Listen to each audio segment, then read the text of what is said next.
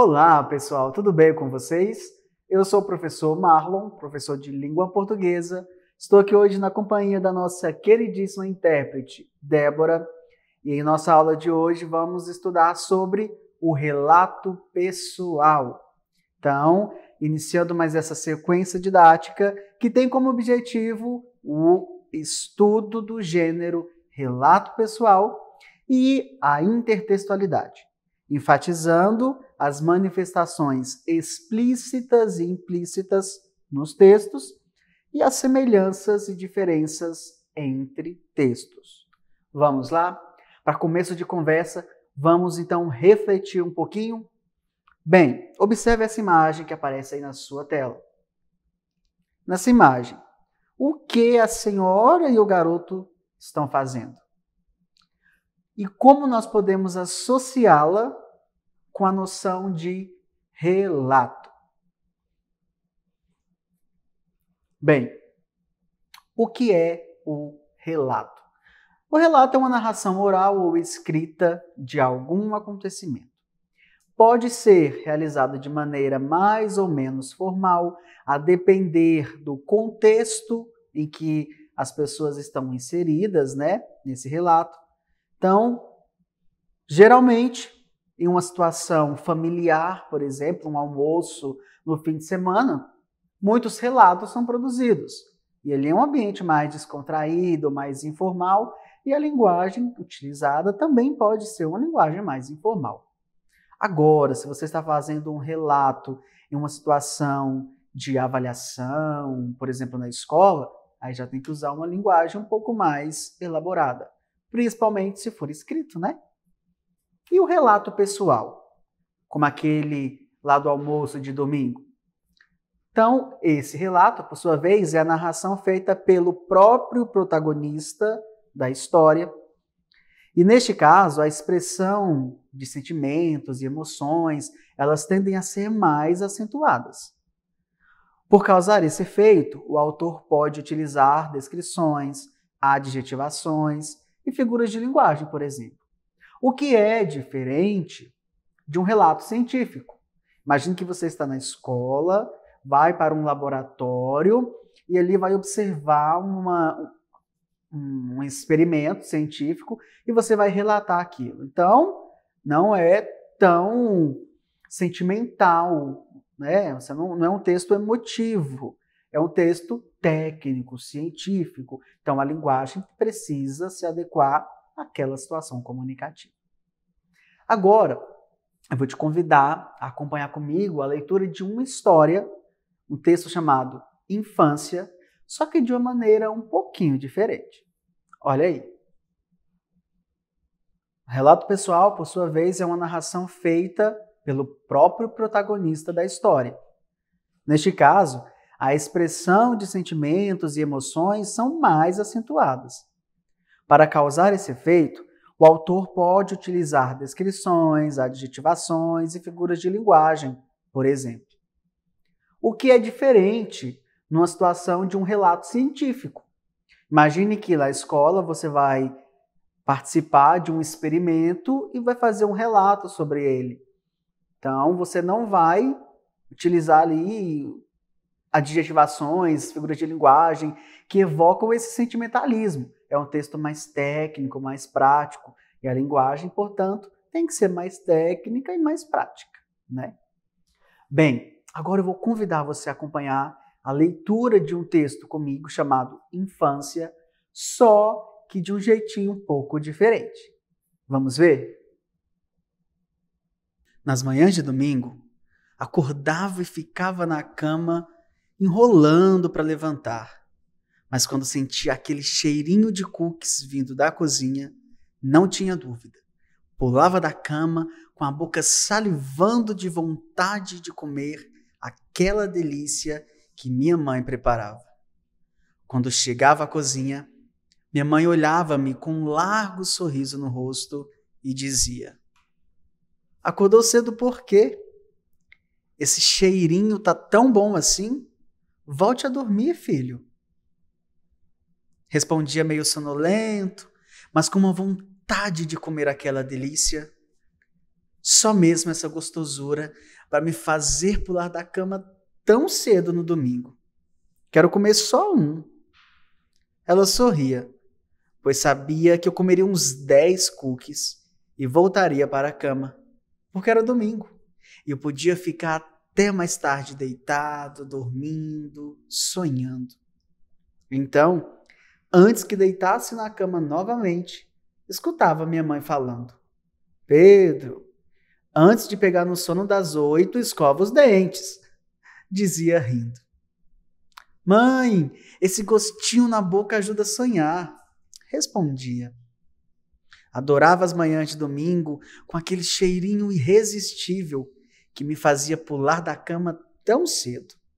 Ah, esse cookie, cheiroso no ar, crocante por fora, macio por dentro e às vezes bem recheado de gostosuras, tipo brigadeiro ou creme de avelã.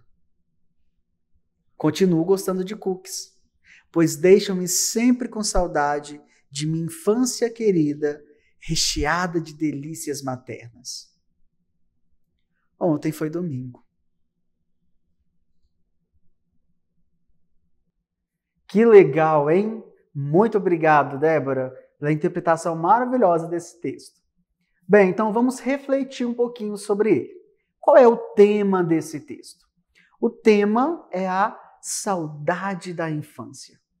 É possível verificar esse tema a partir da forma como o narrador relata elementos da sua infância que são muito significativos para ele até hoje, o que pode ser exemplificado por meio da fala do narrador lá no finalzinho do texto.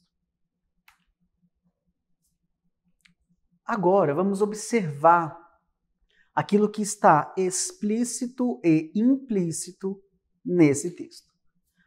Vamos ler um trechinho aqui. Nas manhãs de domingo, acordava e ficava na cama, enrolando para levantar, porque era domingo e eu podia ficar até mais tarde deitado, dormindo, sonhando. Bem, uma informação explícita é aquela que está escrita. Você bate o olho e você já nota ali. A implícita é aquela que está no não dito. A informação implícita é aquela que, de alguma forma, está pressuposta, subentendida no texto. Nesse trechinho aqui, por exemplo, o que está explícito? Olha aí. O personagem, ele acordava e enrolava, ou seja, demorava para levantar da cama quando? Aos domingos. E nesse dia, ele poderia dormir até mais tarde. É o que está dito. Era domingo e eu podia ficar até mais tarde, deitado, dormindo. É o que está dito. Agora, o que quer dizer então? O que está subentendido, o que está implícito aí? Se no domingo ele podia ficar até mais tarde na cama, está implícito que nos outros dias, certamente não. Se ele podia dormir mais nos outros dias, é porque ele dormia menos, tinha que acordar cedo. Essa é uma informação que não está escrita, está implícita no que ele está dizendo. Vamos então comparar textos que de alguma forma trazem essa temática da infância de maneira explícita ou implícita. Bem, os textos, inclusive os orais e os imagéticos, podem ser relacionados, podem ser comparados, confrontados com outros textos. Essa relação, então, entre eles é chamada de intertextualidade. E ela pode ser temática, pode ser estrutural e pode se dar de maneira explícita ou implícita, como eu disse agora há pouco. Eu vou te convidar a ler um poema comigo de Casimiro de Abreu, um trechinho de Meus 8 anos. Oh, que saudades que tenho da aurora da minha vida, da minha infância querida, que os anos não trazem mais. Que amor, que sonhos, que flores, naquelas tardes fagueiras, à sombra das bananeiras, debaixo dos laranjais. Que auroras, que sol, que vida, que noites de melodia naquela doce alegria, naquele ingênuo folgar.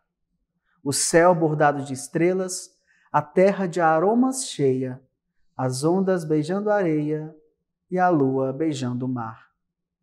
Ó dias de minha infância, ó meu céu de primavera, que doce a vida não era nessa risonha manhã. Em vez das mágoas de agora, eu tinha nessas delícias de minha mãe as carícias e beijos de minha irmã. Que poema bonito, né? Bem, quando nós começamos a ler, imediatamente nós já associamos ao tema do texto anterior, interpretado pela Débora, a infância, né? Então, vamos observar aqui, tanto o texto Infância quanto Meus 8 Anos são semelhantes porque abordam o mesmo tema, a saudade da infância. A estrutura do texto, contudo, ela é diferente, né? O primeiro é um texto em prosa, tem parágrafos, enquanto o segundo é um texto escrito em versos, tem rima, tem uma musicalidade, né? Então, nós temos aqui uma aproximação temática, mas uma diferença estrutural. Bem, relato pessoal e intertextualidade, que estamos discutindo aqui nesse momento. Vamos observar agora essa imagem que está aparecendo aí. Eu quero que você recorde, então, dos dois textos que nós já lemos para refletir comigo a respeito dessa imagem. Como podemos comparar esse texto imagético com os dois textos, o Infância e o Meus 8 Anos? Em que eles se parecem e em que eles se diferenciam? Será se o tema também dialoga com os outros? E a estrutura? Como esse texto foi construído? A gente tem aqui uma fotografia. E como esse texto imagético aqui da tela, essa imagem, né, poderia ser retratado em um relato pessoal. Por exemplo, se uma dessas crianças fosse relatar a situação que está vivendo aqui nessa cena, como ela poderia fazer isso? Não dá uma boa atividade? É por isso que eu quero te convidar a acessar o portal Conexão Escola e fazer uma atividade relacionada ao tema da nossa videoaula de hoje. E é claro, eu vou te esperar para o nosso próximo encontro. Um grande abraço e até lá. Tchau, tchau.